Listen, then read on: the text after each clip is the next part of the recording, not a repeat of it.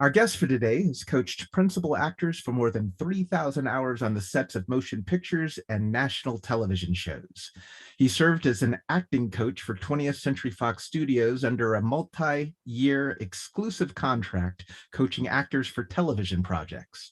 His clients include series regulars on shows like Lost, North Shore, and Baywatch, and he has coached actors appearing in Hawaii Five-0, ER, 51st Dates, Pearl Harbor, Memoirs of a Geisha, The Rundown, Tears of the Sun, Blue Crush, Lilo and Stitch, and many, many more. He is a 40-plus year member of Actors Equity Association, AFTRA, and the Screen Actors Guild, now SAG-AFTRA, where he served on the National Board of Directors for 12 years and serves on several national committees and as chair of the SAG-AFTRA National Conservatory Committee. Our guest for today, Scott Rogers. Scott, welcome to the show. Thank you. Thank you, Mark. Nice to be here. You began your career as an actor, and now it has evolved into being an acting coach. What was the impetus of that change in direction? Well, I actually started stage managing because that paid better than acting. And from stage managing, I think it's a logical step to go to directing. And so I started directing theater. And when I was directing theater, I would have actors on occasion. I mean, they liked working with me or whatever, and they'd say, "Hey, I need a little help on this audition. Do you mind?" And then I'd start coaching in that way. And one of those people booked a TV show, and I just remember the rush I had was like better than if I had booked it myself. I can honestly say that. I just felt really, really, really good. And it occurred to me, I think gradually over time, that was my niche, that I feel like I'm really good at that. And I get results from actors. They like it. Everything seems to gel. And while I love directing theater and I would never want to stop, and the pandemic has been really hard because I hadn't directed a play in a few years before the pandemic. And so then that just stopped it cold. So hopefully we get back into theaters, and at some point I can do that again. But my real love is working with actors, in class and on a set. What was opening up your first studio like? Oh, that was a long time ago. I'm trying to think. So I first started doing classes at a little theater. It's gone now, but it was called the Rose Theater, and it was behind a gas station in Venice Beach. And but it wasn't my studio. I just rented it on the nights for class, right? It was a little theater. And I did that for a long time in different places. But my first studio of my own that I opened was probably in Hawaii. And it was really great, actually. I felt like it was the first real major commitment that I made to always having a school going, classes going. And so, yeah, it was kind of a big step, I guess, for me. And it went great. I mean, I had 20 wonderful years in Hawaii. I'm actually longer now, although I've been living in Portland for the last 5, but I actually teach virtually. I am ahead of the curve. Everybody was working on Zoom since the pandemic, I know, but since what, 2014, I think, I've been teaching my class in Hawaii via Skype. I would Skype in, and the monitor would be in the front so they could all see me, and they would get up in front of the camera when they performed, and then I had assistants on the ground. They could turn the camera on the class so I could talk to them, and it was great. It worked out really, really well, and that was before Zoom even, I think, existed for some of that time. I'd never heard of Zoom, but when the pandemic did hit, I realized, okay, I can do this. And so now I don't even have a studio for the first time in, I don't know, decades. I don't have a studio because I wasn't going to keep my studio in Portland through the pandemic because I can't use it.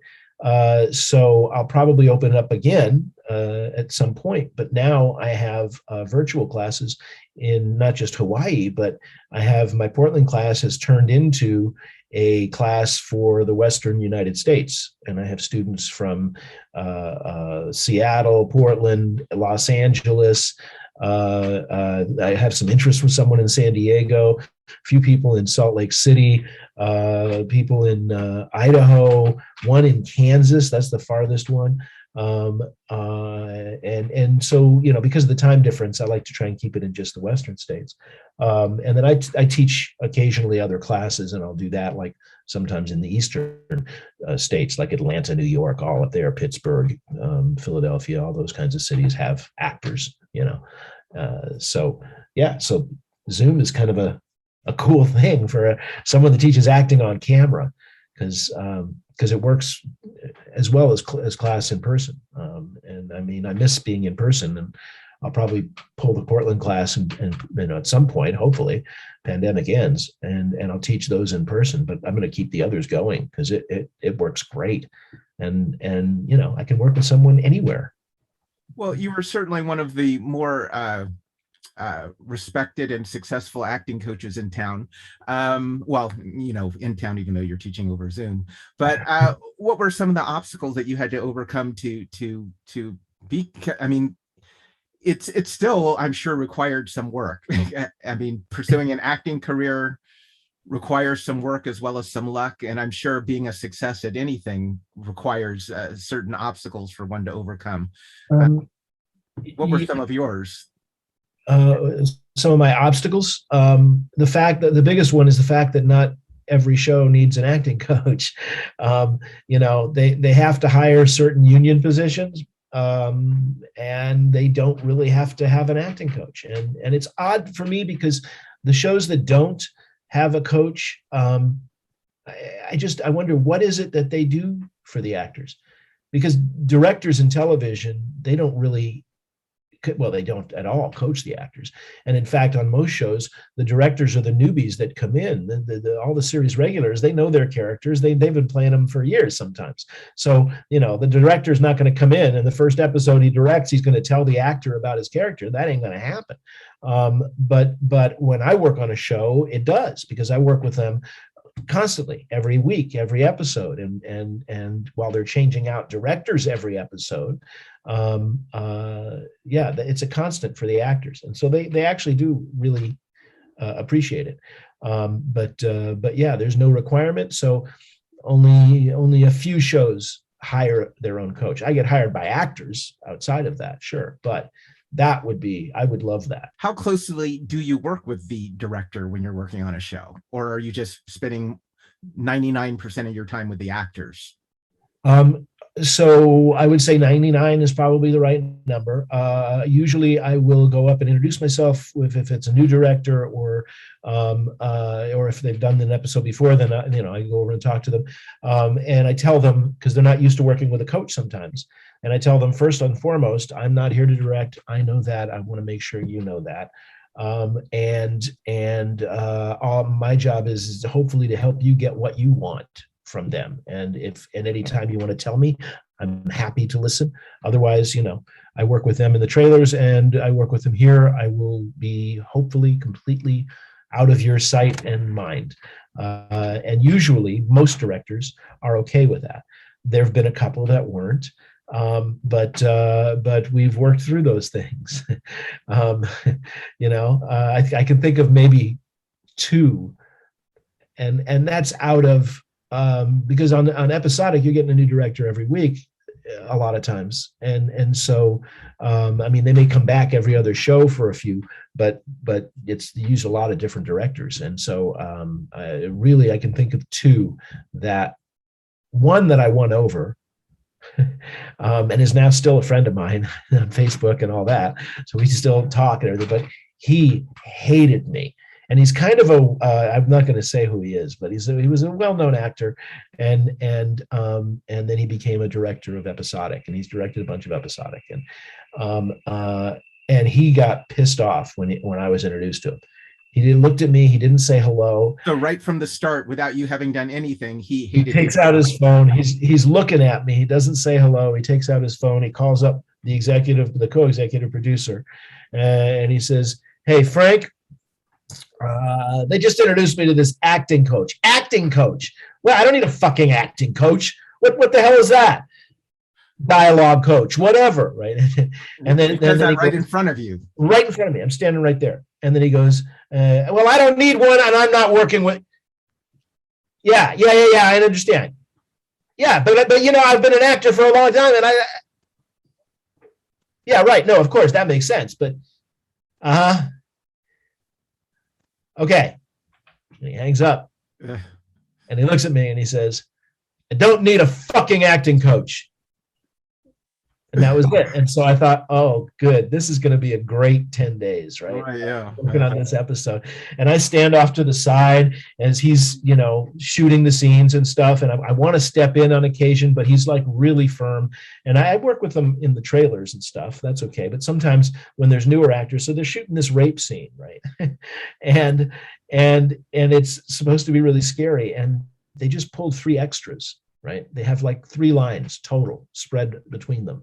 Okay, so they cast 3 extras on the day. They're surfers or whatever. They just have to look, dangerous, mean, whatever. But of course, they don't realize they have to do more than that. They actually have to act, and it's pretty bad when I'm watching it, right? And he goes, action, and watches them, and it's terrible.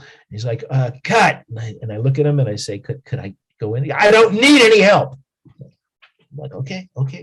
And he walks in and talks to him a little bit. I have no idea what he said. Comes back out. He does another take. It sucks. He's like, cut. And I look at him and he goes, don't even speak.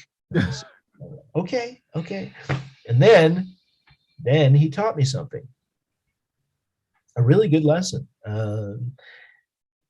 And he said, take the camera off the sticks. Do a handheld.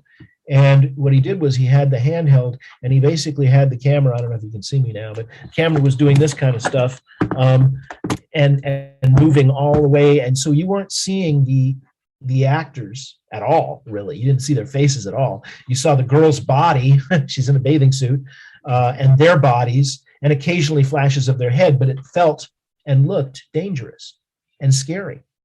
And he was able to use that shot where instead of having seeing these kids looking scary, right, which they weren't doing.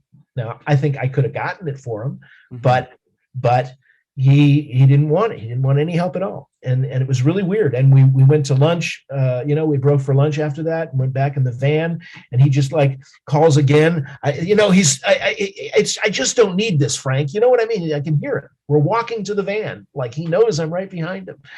Right. And I'm just like, oh shit, here goes my job. Right. And I don't know what happened because I didn't get in the van with him. I let him take the van, and I took the next one. But when we went to lunch, we got to the catering tent, I'm down there and I'm eating lunch and I'm talking with somebody, and he walks by and he puts his hand on my back and he says, "Hey, we're going to work together. It's going to be great. Okay. So we're going to have a great time." And he walked by and everything was different from that point on. He did 2 more episodes.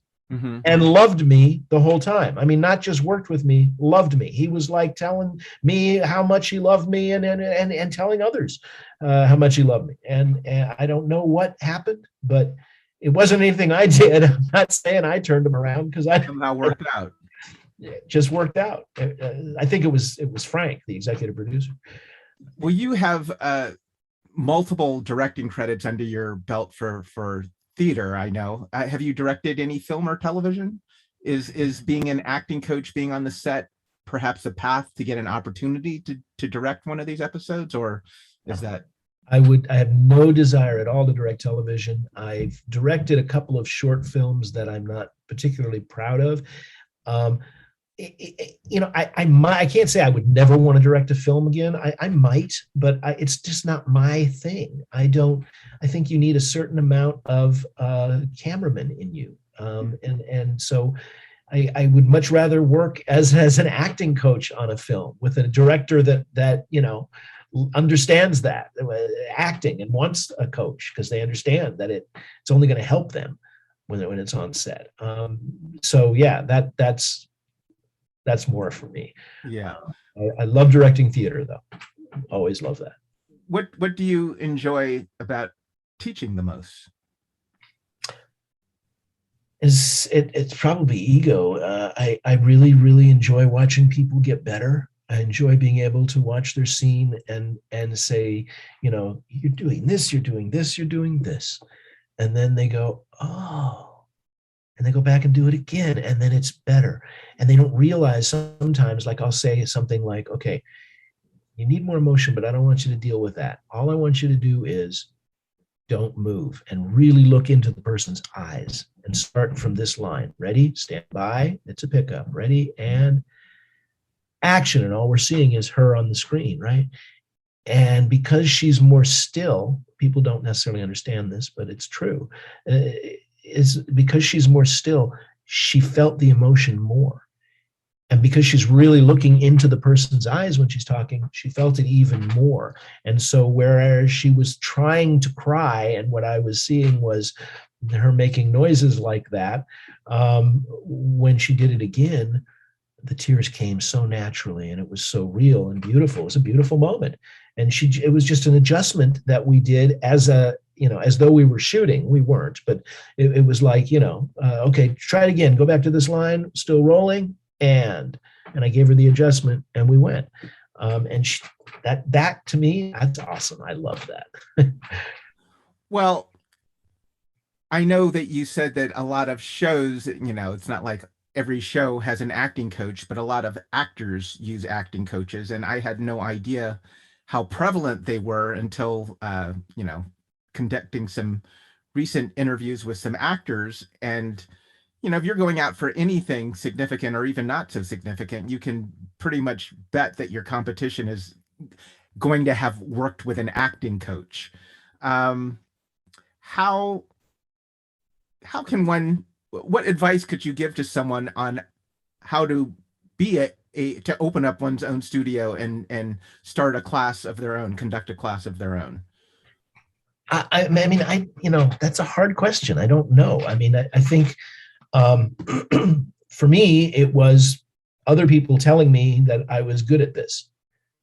That, I think, is a real important thing. You want to know that, that you have a knack for it. And I don't think actors necessarily always make the best acting coaches. I think actually they don't, and unless they're like people like me who were actors. No, but I mean, and aren't really anymore. I don't consider myself an actor anymore. I haven't pursued an acting job in decades, and the last jobs that I've gotten were like I did a part on Baywatch, right? I played a real character and stuff, but I mean, I didn't audition for it. It was a thank you. Mm-hmm. That's how they do it on Baywatch, because it has residuals right all over the world. So yeah. I wasn't trying to be an actor, and that was 25 years ago or something. Mm-hmm. So yeah, so it's I don't know. I think if you have the best way to start, if you really want to do this, if you're driven to do this, is to try to get a class together, maybe as few as 4 or 5 people, and don't spend money. Start. If you have to rent a theater, you could, but you could, maybe you can work out some kind of a deal. People have done it in their garage, or sometimes, one of the students has a connection for a space. I mean, I've seen all those kinds of things, and I think if you really want to start up classes, that's what you should do, because just like acting, teaching is the best training. I think you can't, I mean, you can take acting classes certainly, but I don't know that I learned as much. I mean, I took acting classes for sure. I mean, I trained with some really remarkable teachers, and yet I think I've learned more every year than I did in all those years of training. Because I learned so much from my classes. for my students, obviously. And yeah, I mean, and still, after teaching for this long, right? And it still is something that I every single class I learn from. And if I didn't, I think I wouldn't be able to teach anymore, because why would you? What kind of classes do you offer at your studios? Acting. Like how is it the structure? Like, is it cold reading on So yeah, no, I never do cold reading. I hate doing cold reading. I don't believe in it. Do they even have cold readings anymore? Like, are you ever asked to go The out only on a cold people- reading anymore? All right, so I'll give you my short diatribe on cold readings. The only people that ask you to do a cold reading are either people that are looking for a newscaster that has to read off a teleprompter, or someone that has to read a teleprompter. If that's the case, I understand it. No problem with that. No issue with that. But the only people that actually ask for a cold reading for actors are people that have zero experience, real experience, and they have no knowledge about acting on set. Because look, people have reading issues. People have dyslexia. People have bad eyes. There's a million reasons why some people don't read well. Some people do, but it has nothing to do with acting. It's like casting someone based on them washing your car. It's not related. It really isn't. And the more that I think that people think it is, the more they're led astray in casting. I have seen some really wonderful actors that don't cold read well. That's just not something that they do well. But who cares? They're not going to be cold reading. They're going to be acting when you hire them, and they do that really well. So yeah, cold reading is like bone of contention for it. I have, but I just don't see it. And I say this in class too when people ask me about it. I say, if anybody can tell me why someone needs to show them how good they are at reading something cold. Mm-hmm. If there's a reason, you tell me, I'll pay you $5. Mm-hmm. And I've been saying that in class for years, and I've never gotten a reason. I mean, they'll say something, but I'll say, well, no, you don't need to. Well, how does reading show you that? Have them learn it. Give them 15 minutes to get at least familiar with it so that they can look down and get it when they need to, but give them the time to learn how to act it. That's what you're hiring them for. The speed of go do it when it's cold, it doesn't tell them anything. They're not going to be doing that. Like I say, it's like having them wash your car and saying, oh, you did a great job. We're going to hire you as an actor. Okay. Don't get it. But my classes, what I do is I do twice a week. I do one day is a foundation day, and new students have to do that for, I forget what my website says. It's either 1 or 2 months. Maybe it's 1 month. They have to 2 months. 2 months? Okay, thank you. So they have to do the foundation class for that long, but most students actually just keep doing the foundation class, and they're welcome to. It's kind of like a free added value thing. But that's where we work on technique. That's where we work on camera exercises, audition, self-tape, all kinds of things that we work on. And then the second night is a scene study, strictly scene study. So all we do is watch scenes and talk about them, scenes and monologues, and talk about them. Sometimes I will use the slots. They sign up for slots, right, in advance, so we know who's going to be performing. Sometimes they'll say, okay, you know what, I want you to look at my reel. And so they'll have sent me a link. I'll do a screen share, and we'll all look at their reel, and then I'll give feedback on it. And I found that to be really useful and a good way of doing it, because I can't look at everybody's outside of class. So then I have to charge them because it takes away too much time. I mean, but I can do a class, and all they got to do is, put it up in a slot. And I do typically 6 slots in a night. So 6 scenes. Or so. And and that's how it works. I know you kind of mentioned that you've mentioned that you've worked with some notable teachers yourself. Can you tell us a little something about your background in training? Sure. Delia Salvi is the teacher that taught me method, and she's a pretty well-known. I think she studied directly with Strasberg. She's a well-known method teacher. A little bit, what's the word? oh boy, words. A little bit like there's a little worshipy thing goes on, with certain teachers, and there was a little bit of that which I wasn't crazy about, but and I actually hated because we had to do sense memory exercises. Oh my God, sense memory exercises. That's the heart of method acting, and it is harsh. It's like the sit-ups of the technique. If you've trained in like Meisner, which is another technique, right? Your wife trained with him personally. Did I read that correctly? Yes, she did. She trained. So did my brother Stephen. Oh yeah, that's right. Stephen did. Yeah. Yeah, he went to the neighborhood playhouse in New York, because that's where Sandy actually taught. Sanford Meisner. I didn't know him. I want to sound like Sandy. Yeah. But I feel like I do because I've studied him a lot, and actually what I teach is I take a lot from other teachers. I don't want to ever claim something. Like I see teachers sometimes well-known teachers, that it just bugs me when they talk as though they invented like objectives or something that is like a foundation of acting and it's been around for 100 years, literally. And so none of us can say that, and yet in their book they're talking about it as though they've come up with this technique about having an objective, and wow. So anyway, so I'm taking from other teachers, master teachers. I take from method, which is actually the technique taught by Lee Strasberg, which confuses a lot of people. And actually that's the most misunderstood and maligned technique there is, acting technique.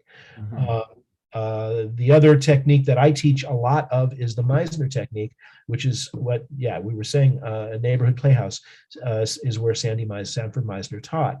And it's interesting because both of those techniques are derived from Stanislavski. So they're even derived from something, and they are completely opposite of each other. Even though they both come from the same source, they both took different things that appealed to them, right? And they built a technique around those. When you look at method and you look at Meisner, you go, oh, well, these are opposite completely. And they are, but they came from the same place. And the thing is, they're opposite, and they kind of fix each other's, weaknesses. Meisner is all about working off of the other actor, and everything is nothing is thought of on your own. Everything is a reaction to the other actor, and it makes you consequently really, really good at listening and reacting to other actors, which is a great quality to have, and I think it's really important. Weakness of the Meisner technique is that from what I've seen, and when I work with Meisner actors on set, I see a lot. And the weakness is when you're working with either a bad actor, or because then you're not working off of someone that's giving you very much, right? And so if they're a good Meisner actor, they won't be really bad when they work with a bad actor, but they won't be really good either. What do you think makes a good acting coach or teacher, and what is the difference between being an acting coach and being an acting teacher, or is there a difference between those two? Yeah, there is. And I think it's just funny. My brother teaches, and he doesn't really do much coaching. I don't, by choice. He has done some, but I know that that's not his thing. And I love the coaching side of things. That is very much my thing. But I love teaching too. They're very different.